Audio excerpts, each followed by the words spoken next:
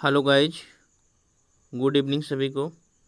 तो आज के लेक्चर में हम लोग मौर्य वंश, मौर्यकाल, चंद्रगुप्त मौर्य, सम्राट अशोक, बिंदुसार आदि के बारे में देखेंगे और उनसे रिलेटेड एमसीक्यू देखेंगे। तो ये वीडियो आपके लिए मोस्ट इम्पॉर्टेंट है यदि आप UP triple S C PET 2022 का पेपर देने वाले हैं। साथ में R O UP PCS prelims 2023 और वीडियो री एग्जाम एसएससी सीजीएल सीटीएसएल आदि का पेपर देने वाले हैं। तो आपके लिए ये अत्यंत महत्वपूर्ण क्लास है। आज आप हम लोग टॉप 40 क्वेश्चन देखेंगे मौर्य वंश से रिलेटेड। तो चलिए स्टार्ट करते हैं। इससे पहले यदि वीडियो आप पहली बार देख रहे हैं तो प्लीज़ चैनल को सब्सक्राइब कर लें। तो आइए फर्स्ट क्वेश्चन से स्टार्ट करते हैं। तो पहला क्वेश्चन आपका है कि सारनाथ स्तंभ का निर्माण किसने कराया था। तो सारनाथ का जो स्तंभ है उसका निर्माण सम्राट अशोक जी ने कराया था। तो करेक्ट आंसर होगा ऑप्शन नंबर बी, सम्राट अशोक। ध्यान में रखना, इम्पॉर्टेंट क्वेश्चन है। नेक्स्ट क्वेश्चन आपका है कि अशोक का अपने शिलालेखों में सामान्यतः किस नाम से जाना जाता है। तो अशोक को अपने शिलालेखों में सामान्यतः प्रियनामदर्शी, प्रियदर्शी आदि के नामों से जाना जाता है। तो इसका जो करेक्ट आंसर होगा ऑप्शन नंबर सी होगा। नेक्स्ट है आपका कि मुद्रा राक्षस किसकी रचना है। तो मुद्रा राक्षस जो कि आपके मौर्य वंश के बारे में बहुत सारी जानकारियाँ देता है, तो वो है आपके विशाख दत्त का। तो करेक्ट आंसर होगा ऑप्शन नंबर सी। नेक्स्ट है आपका कि मौर्य वंश के किस शासक को अमित्रघात के नाम से जाना जाता है। तो मौर्य वंश के शासक बिंदुसार को अमित्रघात के नाम से जाना जाता है। अशोक को प्रियदर्शी, प्रिय नाम प्रिय के नाम से जाना जाता है। तो इसको भी आपको ध्यान में रखना है। नेक्स्ट आपका है कि डायनोसिस किसके काल में भारत आया था। तो डायनोसिस जो कि विदेशी यात्रा था, तो किसके काल में भारत आया था। तो इसका जो करेक्ट आंसर है ऑप्शन नंबर सी है, बिंदुसार के काल में भारत आया था। नेक्स्ट आपका है कि मौर्य काल में कलिंग प्रांत की राजधानी क्या थी।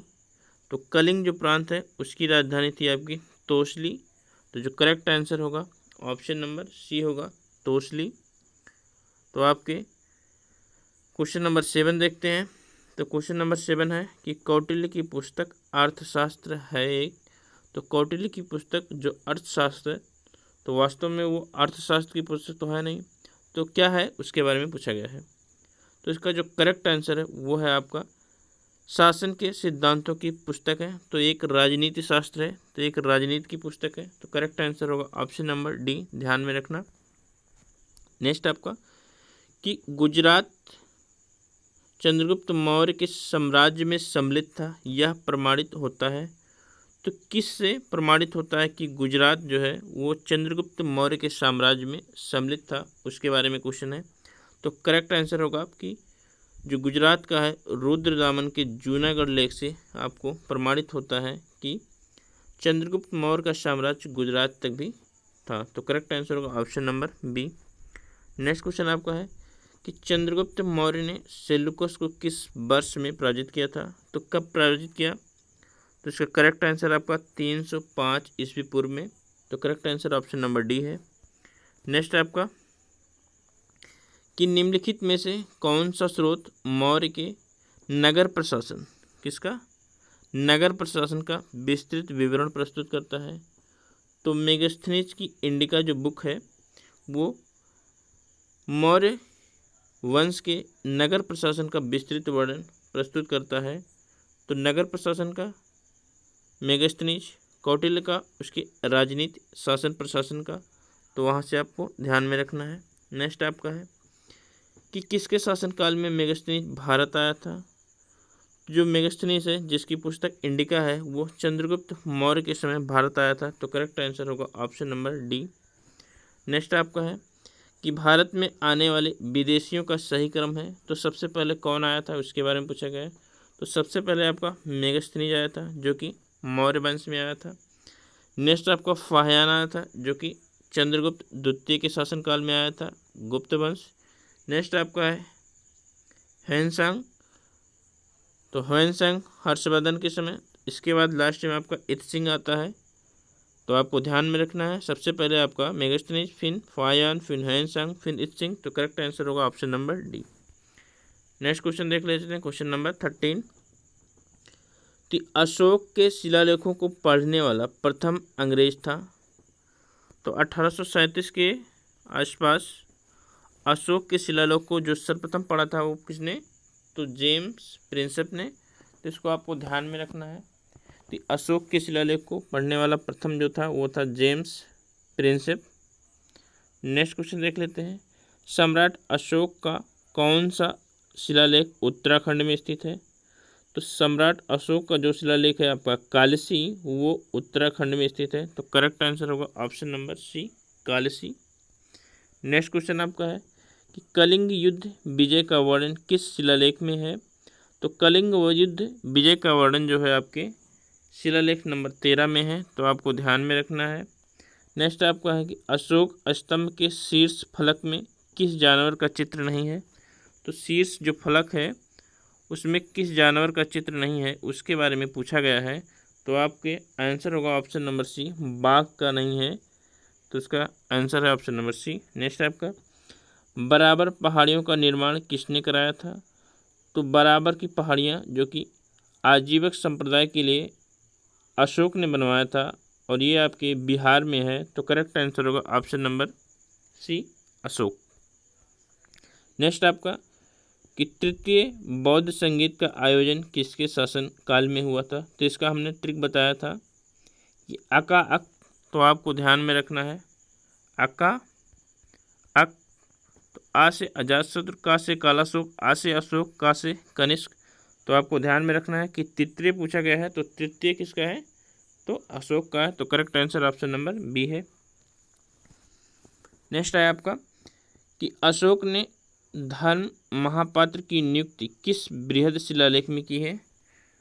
तो बृहद शिलालेख संख्या 5 में की है। तो करेक्ट आंसर होगा ऑप्शन नंबर बी।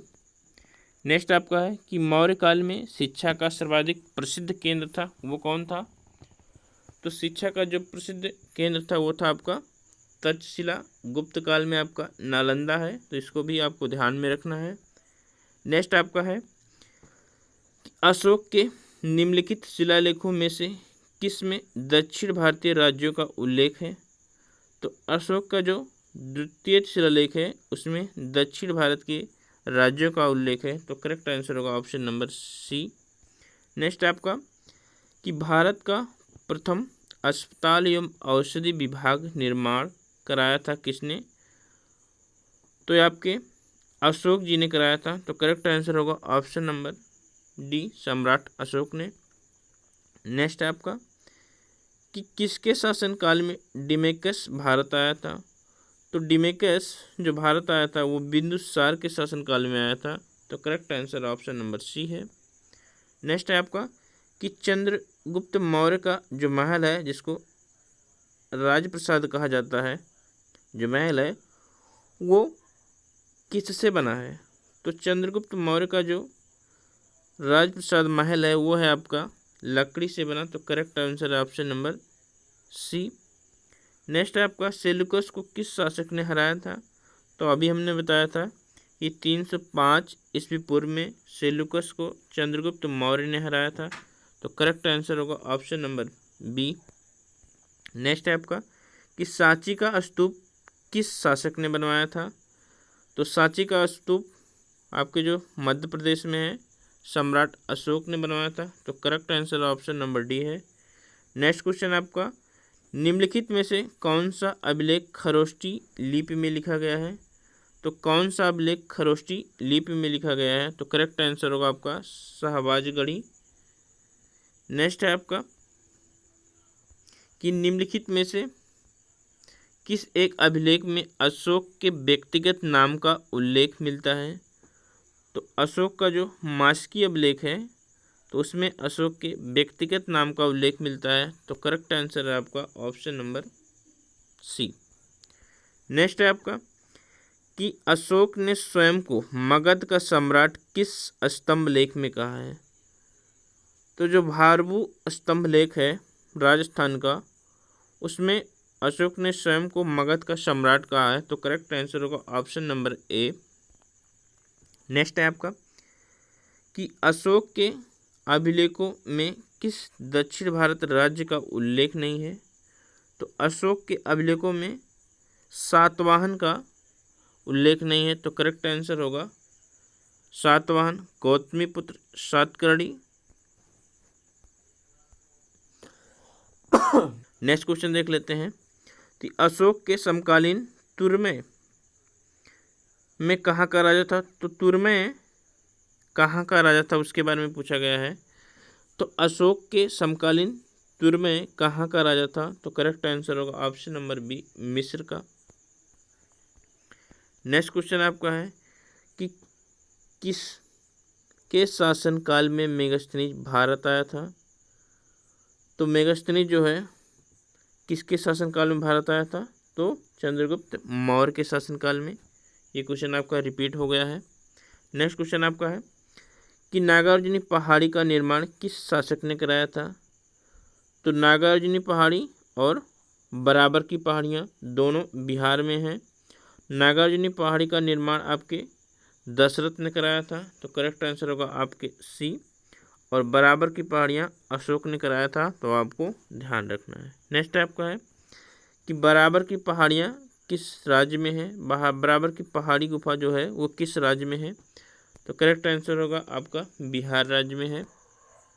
नेक्स्ट है आपका कि सम्राट चंद्रगुप्त मौर्य का प्रसाद महल कहाँ स्थित है, तो सम्राट चंद्रगुप्त मौर्य का जो प्रसाद महल है जो कि पेवर लकड़ी का बना है वो आपके पाटलिपुत्र में स्थित है, तो करेक्ट आंसर होगा ऑप्शन नंबर बी। नेक्स्ट है आपका धम्म की नीति किस शासक से संबंधित है, तो धम्म की जो नीति है वो सम्राट अशोक से संबंधित है, तो करेक्ट आंसर होगा ऑप्शन नंबर बी। नेक्स्ट आपका है कि मौर्य वंश का अंतिम शासक कौन था, तो मौर्य वंश का अंतिम जो शासक था जिसकी हत्या पुष्यमित्र शुंग ने की थी, इसके बाद शुंग वंश की स्थापना की थी, तो वो था आपका बृहद्रथ, तो करेक्ट आंसर होगा option number C. Next question आपका है कि अशोक के शिलालेखों में प्रयुक्त भाषा क्या है, तो अशोक के जो शिलालेख है उसमें प्रयुक्त जो भाषा है वो आपकी प्रकृति है। नेक्स्ट है आपका कि मौर्य काल में राजस्व एकत्र करने वाले अधिकारी को कहते थे, तो मौर्य काल में जो राजस्व एकत्र करते थे उस अधिकारी को कहा जाता था समाहर्ता, तो करेक्ट आंसर होगा ऑप्शन नंबर ए। तो गाइस ये थे आपके इम्पॉर्टेंट क्वेश्चन, तो आशा करते हैं आप लोगों को सारे क्वेश्चन समझ में आए होंगे, अच्छे लेवल के लगे होंगे। तो वीडियो को आप पहली बार देख रहे हैं तो प्लीज़ वीडियो को लाइक करें, सब्सक्राइब करें चैनल को और शेयर करें, और इससे संबंधित और वीडियो देखने के लिए आप चैनल पे जाएं। हर एक टॉपिक का टॉपिक वाइज एमसीक्यू आपको मिलेगा। थैंक यू, धन्यवाद।